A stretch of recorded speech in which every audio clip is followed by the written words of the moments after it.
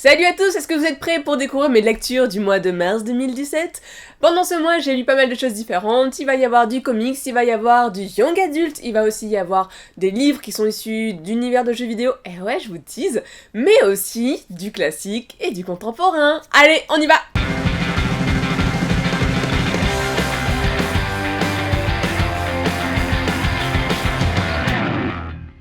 Last Descendants, an Assassin's Creed series, Matthew J. Kirby. Je commence avec le livre tiré d'un jeu vidéo, il s'agit du Assassin's Creed Last Descendants. Alors je vous en avais déjà parlé lors de notre book haul ou déballage plutôt de cadeaux qu'on avait eu à Noël avec Timothée. Je vous avais dit que j'avais hâte de le lire parce que j'aimais beaucoup Assassin's Creed. Alors, Assassin's Creed, moi ce que j'aimais beaucoup, surtout dans les premiers jeux, c'était le fait de pouvoir remonter le temps dans l'ADN de son ancêtre. Donc ça déjà je trouve ça génial, donc on pouvait incarner son ancêtre et vivre son histoire.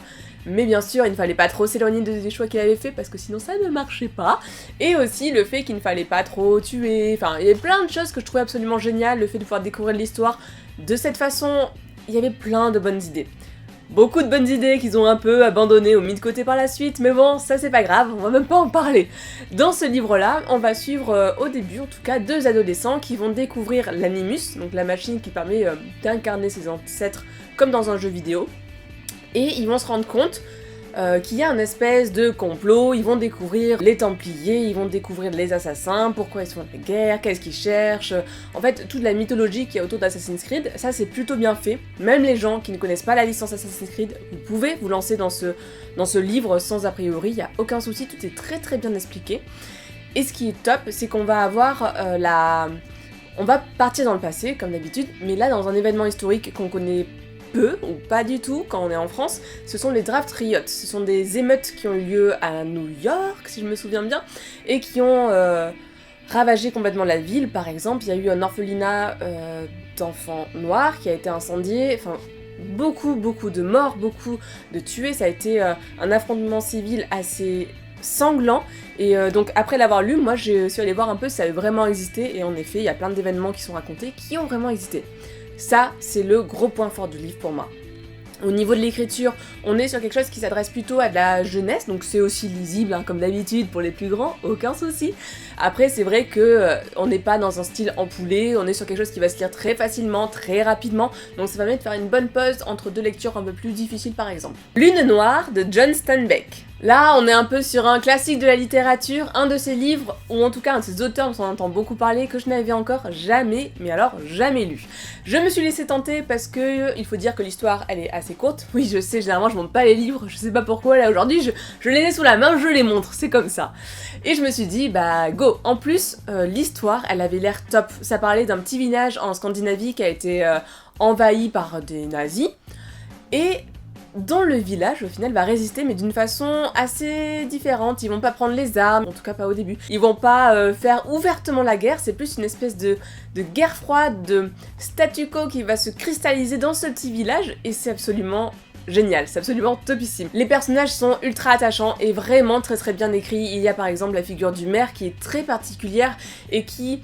On dirait qu'il n'a pas vraiment de sentiments à lui tout seul, mais qui va plutôt, encore une fois, réunir tous les sentiments de ses habitants, et c'est lui qui va l'incarner. Donc c'est assez particulier, mais c'est tellement bien écrit, ça a été une très très bonne lecture, cela se lit vachement bien, il n'y a aucune difficulté, et on est vraiment plongé dans cette ambiance un peu noire, des fois sous la neige, enfin bref, top. Désoriental de Negar Javadi. Alors Désoriental, c'est un livre que j'ai beaucoup aimé, qui n'est pas accessible à tout le monde je pense, et qui en plus va être super compliqué à décrire et à vous expliquer. Pour faire simple, on va suivre Kinya, qui est une Iranienne qui a été exilée en France quand elle était toute petite, enfin qui s'est exilée avec sa mère, avec ses sœurs, et on la découvre plutôt dans un univers contemporain, donc elle est grande, elle est adulte, et on la voit dans une salle d'attente entourée de plein d'autres personnes.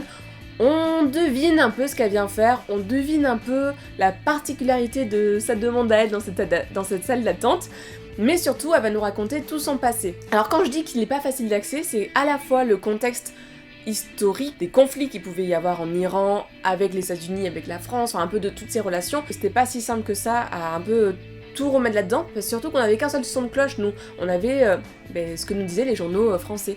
Et là, on a son vécu à elle de l'intérieur. Alors je vous dis tout ça comme si c'était une histoire vraie. En fait, je ne pense pas, c'est une histoire inventée, c'est une fiction qui se base sur des faits réels, en tout cas de ce que j'ai pu lire et comprendre, mais c'est tellement bien écrit, c'est tellement parsemé de plein de petits détails du quotidien en Iran, de ce qu'on peut vivre quand on est exilé, qu'on doit s'intégrer à un nouveau pays, et qu'on doit d'abord en fait, se désintégrer du sien, se désintégrer, désapprendre toutes nos habitudes pour avoir des habitudes occidentales. C'est tellement bien fait qu'on a l'impression de lire un véritable témoignage. Et en plus, à côté de ça, elle nous raconte aussi la vie de ses oncles, et les oncles, ils ont pas forcément des noms, ça va être l'oncle numéro 1, oncle numéro 2, le 3, le 4, le 5, et il y en a 7 comme ça. Enfin bref, quand je vous dis que c'est pas quelque chose de facile d'accès, c'est vraiment pas le cas, mais je pense que c'est important de prendre le temps de lire ce genre de livre. Alors oui, ça demande un investissement au niveau du temps, au niveau de la concentration qui est différent que pour des séries young adult ou par exemple que Assassin's Creed, et je ne dis pas que l'un est meilleur que l'autre pour autant, ce sont juste des choses qu'il faut prendre de façon différente. Et j'ai adoré cette lecture, c'est vraiment quelque chose que je conseille, mais encore une fois, si vous le lisez, attendez-vous à ce que ça soit difficile. Young Elite, tome 1 et 2 de Marie Lu. Donc après des orientales, j'avais besoin d'une lecture qui se lise un peu plus facilement et je suis plongée à corps perdu dans Young Elite. Je vais pas trop m'attarder sur l'univers parce qu'au final c'est des choses qu'on connaît plus ou moins déjà, c'est un espèce d'univers où il y a un pouvoir qui est en place qui n'est pas le bon par rapport aux protagonistes que l'on suit et ces protagonistes vont essayer de placer quelqu'un d'autre au pouvoir. C'est assez classique au final. Ce qui est intéressant par contre dans ce livre, c'est que l'on va suivre le méchant. Et ouais, on va suivre quelqu'un qui se découvre des pouvoirs, qui va donc être ce qu'on appelle un Young Elite, et qui va essayer de s'en sortir, tout simplement. Sauf qu'elle est tellement sur ses gardes, qu'elle est tellement habituée à toujours avoir eu des mauvaises expériences, que petit à petit elle va se blinder, et ce blindage, au final, ça va se transformer en une personne méchante, ça va devenir la vilaine, parce que c'est une fille de l'histoire. Alors, ce petit basculement va se faire dans le tome 1, dans le tome 2, on voit ce qu'elle essaye un peu de mettre en place, son plan, et je n'ai pas encore lu le tome 3, mais je vais pas tarder à le faire, et je trouve ça pas mal du tout pour l'instant. La Panthère Noire, tome 1, Ta-Nehisi Coates, Brian Stelfreeze.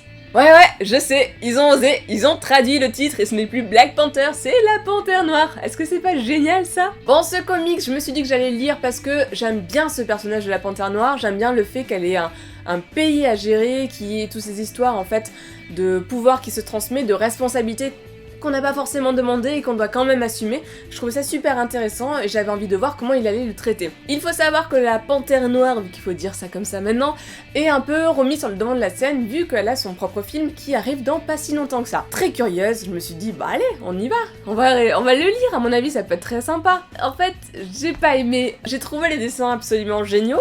Alors, vous le savez, hein, quand on a des tomes comme ça qui sont reliés, en fait, il y a un ensemble de feuillets qui sont publiés à l'américaine, qui sont reliés dans un seul livre, et ça nous donne en fait le premier tome. Donc c'est ce que moi j'ai lu. Je me rends compte que entre les différents feuillets, bah des fois on se dit mais attends, j'ai pas compris, pourquoi ils sont passés de là à là, y a pas un truc qui a été oublié et...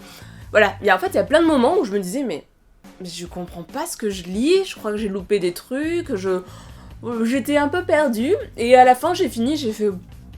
Je me rappelle pas du tout de quoi ça parle, je me rappelle pas quels étaient les tenants et aboutissants de cette histoire, et donc ce n'est pas quelque chose que je recommande.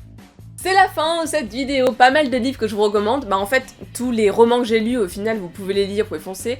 Par contre le comics, bah si vous pouvez éviter, à mon avis ce sera pas plus mal pour vous. Je vous laisse me mettre des commentaires, on peut continuer la conversation, ça se passe juste en dessous. N'hésitez pas aussi à nous suivre, à vous abonner à la chaîne, vous pouvez nous suivre sur les réseaux sociaux aussi, on essaye de temps en temps de poster des petites choses. Et puis moi je vous dis à très bientôt, salut. Est-ce que c'est une adulte? Pour Téhéranès, je ne sais pas.